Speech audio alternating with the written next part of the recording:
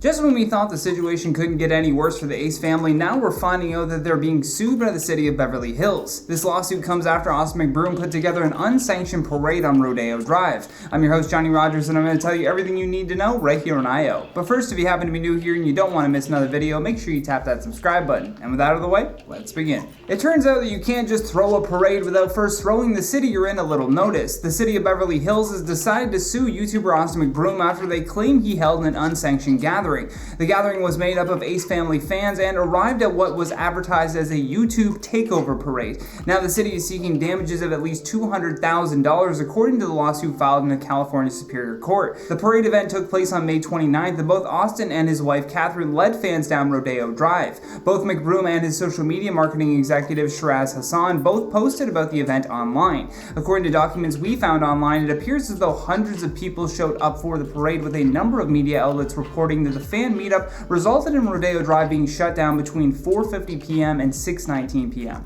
The gathering had apparently been staged to bring more excitement to the big YouTubers versus TikTokers boxing event that Austin was both headlining and organizing. The city also said in their complaint that both McBroom and Hassan failed to apply or even receive a permit for this large gathering within city limits, saying later on that they only found out about the event through Austin's social media. After multiple people had shared the post, the local police were dispatched. They sent more than 35 officers just from Beverly Hills, plus 7 from Santa Monica, 13 armed guards, 1 airship, and several other administrative and contingency personnel to apparently assist in case they needed to do a mass arrest, which seems like an absolutely wild way to prepare for a parade, but hey, maybe they know something we don't. According to the LA Times though, no arrests actually took place that day, despite the overwhelming officer presence. In the complaint from the city, they also allege that Austin had been instructed by Hassan to avoid the police. In the complaint they say, "The city is informed and believes and thereon alleges that before, during, and after the unpermitted May 29th parade, defendants Hassan and FBS guided McBroom's strategy and execution of the unruly gathering.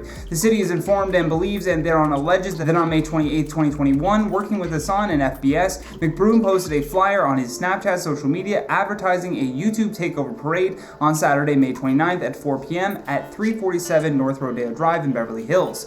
In this flyer as shown below, McBroom implores his fans to be ready to take over the streets."